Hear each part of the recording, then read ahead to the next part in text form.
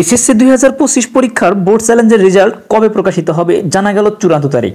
প্রিয় শিক্ষার্থী বন্ধুরা, আমি আসলে চূড়ান্ত নিউজ ছাড়া কখনোই কোনো ভিডিও করি না বলে আমার ভিডিওটি অনেক দেরিতে দেয়া হলো। প্রিয় শিক্ষার্থী বন্ধুরা, তোমরা অনেকেই আমাকে প্রশ্ন করতেছিলে যে কবে বোর্ড চ্যালেঞ্জের রেজাল্ট প্রকাশিত হবে। তো দেখো, আজ অফিসিয়ালি জানিয়ে দিয়েছে যে কবে তোমাদের রেজাল্ট প্রকাশিত হবে।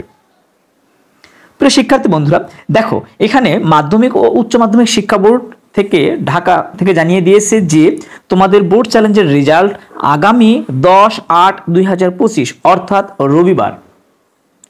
বন্ধুরা, নিউজটি আসলে গতকাল প্রকাশিত হয়েছে। আমি আজকে তোমাদের ভিডিও আকারে জানিয়ে দিচ্ছি আগামী 10 তারিখ অর্থাৎ রবিবার তোমাদের রেজাল্ট প্রকাশিত হবে। এবং রেজাল্ট দেখার জন্য এখানে তোমাদের রেজাল্ট কিভাবে দেখতে হবে সম্পূর্ণ উপায়টা আমি বলে দেব। দেখো, 10 তারিখ সকাল 10 ঘটিকায় ঢাকা শিক্ষা বোর্ডের ওয়েবসাইটে প্রকাশিত হবে। এটা কিন্তু ঢাকা বোর্ড থেকে জানিয়ে দিয়েছে, অর্থাৎ এমনটাই ঘটবে দেশের সব কয়টি শিক্ষা বোর্ড থেকে।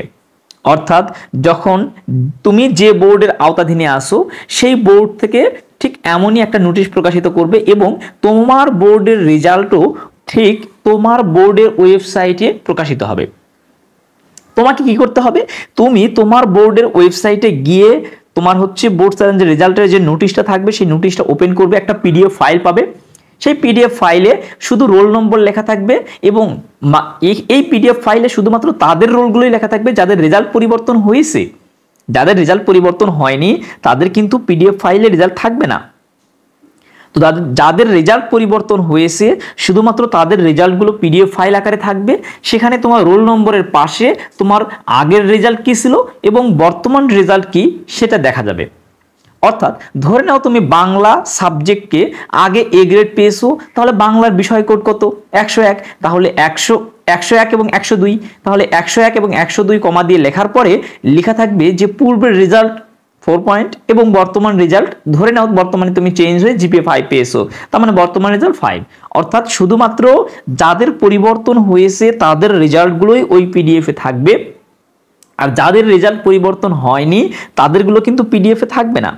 তো প্রিয় শিক্ষার্থী বন্ধুরা, আমি আশাবাদী যে এইবার আসলে অনেক রেজাল্ট পরিবর্তন হবে, যদিও এটি আসলে চূড়ান্ত কখনোই বলা যাবে না, কারণ বোর্ড কখনোই এই তথ্যগুলো আগে প্রকাশ করে না।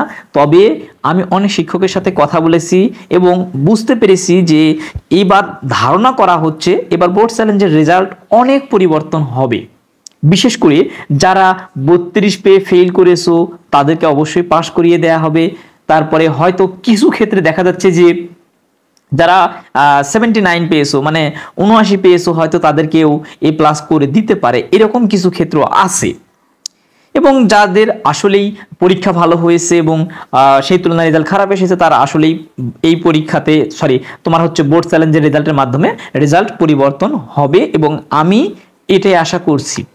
তো প্রিয় শিক্ষার্থী বন্ধুরা, আমি বিশ্বাসী যে তোমাদের রেজাল্ট অনেকেরই পরিবর্তন হবে।